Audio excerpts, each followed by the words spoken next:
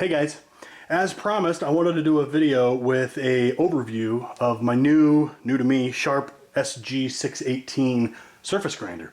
So in the last video, I teased a little bit about what I paid for this machine, so I thought we'd go ahead and get that out of the way up front. I told you I would probably tell you what it was, and I was always planning on telling you.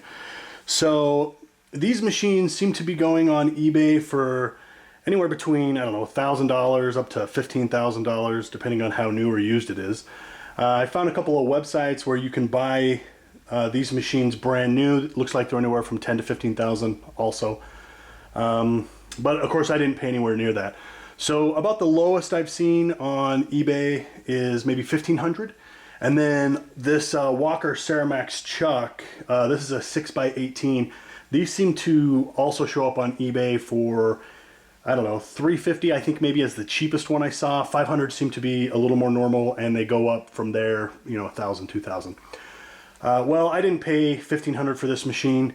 I was lucky that I could pick it up from a buddy of mine who lives about 10 minutes from me, so the whole move took about an hour is all, and he gave me a really great price. So instead of paying $1,500, I paid about $1,200 less than that. So $350 for everything you're looking at here. And to me, that was just a screaming good deal. I couldn't pass it up. I've always wanted a surface grinder, and I think it's going to be a lot of fun, a great machine to learn on. So for $350, thank you very much, Jess. It seemed like a great deal to me. So, and it seems like the machine's in pretty good shape. I've actually gone around it and gone through some of the stuff, and I think it's yeah, I think it's going to be a good machine. So I wanted to kind of go over some of the things that I know are wrong with it, and I guess some of the features as well. So let me go ahead and change camera views real quick. All right, so I thought we'd start off here at the top.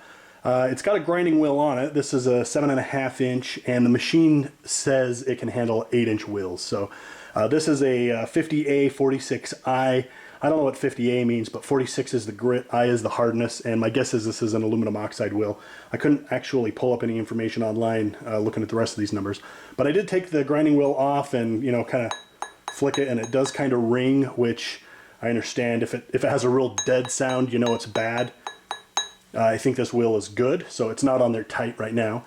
But for those of you who know anything about grinding wheels, if you can give me some recommendations on brand, type, hardness, etc., I would really appreciate it. It looks like 46 grit is really common.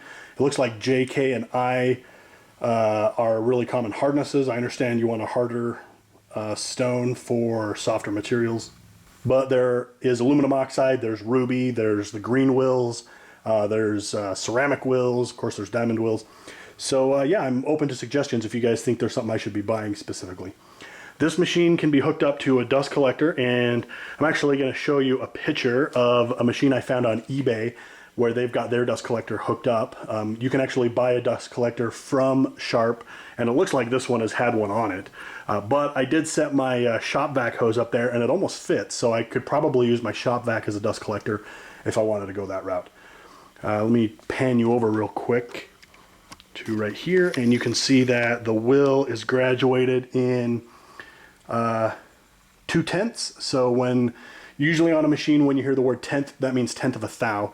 So this is 0.0002 inches per graduation. So this machine is listed at total run out at less than a tenth, and I imagine we can get, you know, we can hopefully machine things into within a tenth, or, you know, get close. I mean, I don't expect to be amazing at it when I get started, but I think this machine is capable of getting the job done.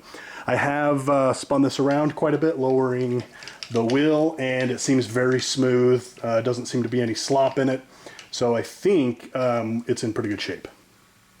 All right, so from up here you can see that there is a hole, 2 holes, and the bigger one has a set screw, and it looks like this is used for a pipe, and I'll put a picture up right here that shows flood coolant being coming out of that pipe.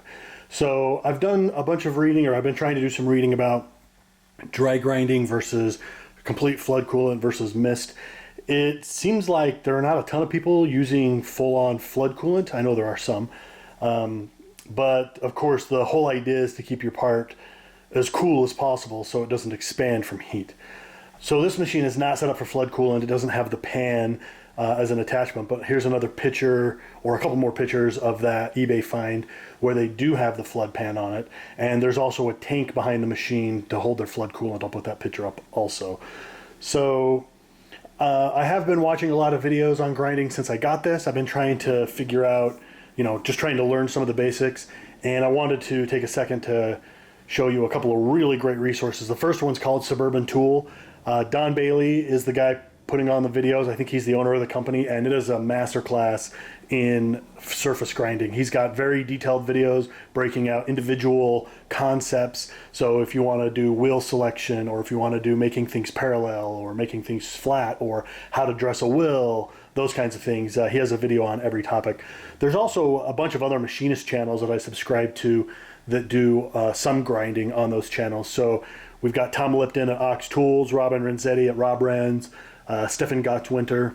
Keith Rucker does some grinding videos, This Old Tony, and then Stan Zinkowski, he's got a ton of grinding content. So I'll put links to all those channels down below if you want to check any of them out, if you're interested in grinding videos. I'm just going to link you to the channels themselves though, not to individual grinding videos. Okay, one more view up top. This plate can be removed, and there's a hole in here, kind of a slot, and I'm wondering if it's for one of those attachments for dressing the wheel where your diamond is mounted above, and then you can turn a crank to lower your diamond down and touch the wheel, and then another crank to move it back and forth. I'm not sure if that's worth it or if that's what this is even for, but probably something I'll look into. Might be a nice addition to the machine. All right, so down here on the lower hand wheels, this is the X-Traverse. It's currently not hooked up. I'll show you that in a minute. And then this is the Y. You can see that the entire bed, or what else would you call this? I don't know. The entire Y-axis moves out. It's pretty big and heavy, but this moves really fast. I mean, really smooth. There is a little bit of play in there. I don't think that's going to matter too much. This one is also graduated. Oh no, so this is graduated at 1 thou per division, and it also seems really smooth in its operation. So I think we're in pretty good luck here. I do have a question about these, which appear to be stops for the table. So I'm guessing you run these out to the end, so when you're doing this really fast, you can crash into these and not run your machine into the hard limits. I don't really know much else about it. It was already set up like this right in the middle, which I guess is just for kind of locking it in place. But yeah, anybody, is there anything else about these that I should know? So zoomed in on the chuck here. Again, it's a Walker Ceramax. I discussed that in the last video. It seems like it's a pretty good chuck. I've got a couple of different people told me that Walker makes really good chucks, and it seems to be in great shape. So it does need to be cleaned up. It's pretty dirty. And I had some comments in my last video about just stoning the top of this to knock any high spots off. That might be the way to go. My guess is that it should be ground in because the machine's been moved, but I don't really know if that's necessary. Also, I don't know the state of this. I mean, I don't know if it's planar with the axes. So suggestions there. Should I just go ahead and plan on grinding that in, trying to knock off a 1/2 thou or whatever? You guys tell me. All right, so we've got the spark shield over here, spark guard, or I'm not sure what you call it, and it's busted off. It looks like there were 3 welds on it, which have broken. This was not made to hinge in any way, although that kind of would be nice. It looks like something got thrown into it. I don't know if you can see that at one point, but this is also bent, the bracket where it's screwed down. So I think what I'll do is take this off and try and bend it back into place, and then I'll grind it down and re-tack it, and probably just go ahead and use it as is. It seems like it's in pretty good shape. It just needs to be cleaned up a little bit. So not too big of a deal, but yeah, one more little project that's going to need some work. All right, I brought you around here just to show you there's a panel right there that comes off, and you can look inside the casting, and there's some wires that are routed around in there. It's pretty dirty. There's a lot of oil in there. I'm not sure the oil is supposed to drain down the inside of the casting, but it looks like it has. Nothing sloshed out or spilled when we moved it, so I don't think it's a ton, but I'm going to eventually take that back off and get in there and clean all that out with a rag. All right, so this is just right underneath the left side of the table, and you can see there is a sort of spool here. They call it a drum, and there's supposed to be 3 wraps of cable around it, and you can see that the cable has totally come loose.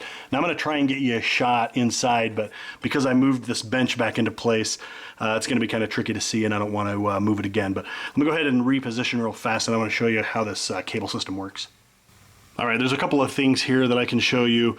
First of all is the scrapings on the bottom of the ways. So if you can see here, there are some black lines, and those are the scrape marks from when this thing was flaked for, you know, just to hold oil. Now this V is running on Turkite, but these scrape marks are very, very flat. Like I can barely feel them. So I do think this thing has had quite a bit of work put on it, but it's not totally clapped out. And of course, as I mentioned, according to the indicator that I've swept across it, and maybe we'll do that again real fast here, it seems to be in pretty good shape, but yeah, it's definitely got some wear on it. So over here, back there, can you see that? There's a, that's also called a drum. Actually, let me try and move this real fast again. Okay, what you can see back there, it looks like a screw, but it's actually a drum that is able to slide on and off the shaft. So I'm moving the X-axis hand wheel, and this cable is supposed to wrap around that drum 3 times, and that's how the X-traverse works. So there was only 1 wrap around it when I went to look at this machine the first time, and because I was playing around with it, I accidentally ran the cable off the end, and that's why it's not hooked up. But this cable is way too short. Whoever repaired it didn't wrap it around 3 times and do it correctly. So I'm going to take you over to the other side and show you one other problem. Also, I don't know if you can see this right here, but this cable's already worn out. There's some frays in it. And apparently this is a wear item. The tighter that you hook it up, the faster it's supposed to wear out. Now that'll probably not happen very often for the amount of use that I'm going to put on it, but it's something to be aware of. So I'm going to go take a piece of this with me to the hardware store, and I'll buy, I don't know, 20 feet or 50 feet or whatever I can get, and that way I'll have some on hand if I ever need to replace this in the future. This one, though, is definitely going away. All right, so over here on the right side, I was going to show you the flaking and wear, but it pretty much looks the same as the other side.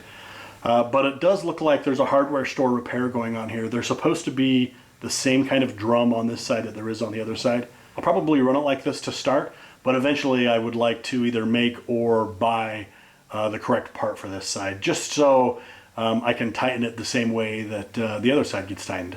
It's probably not a big deal. I don't know, could be a fun project. All right, over here on the electronics cabinet, not a lot going on here. We've just got a standard, you know, on and off button, and then dust collector on and off, and I don't think that's actually hooked up to anything. I don't know. Let's jump inside the cabinet and take a closer look.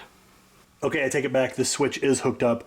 There are 2 contactors in here, so I'm guessing maybe this one runs the spindle and then this one runs the dust collector system. That's my guess, because all these yellow wires are tied together, and I'm not going to try and figure it out because I don't care that much. But you can see there's a big 110 to 440 volt 2 amp transformer.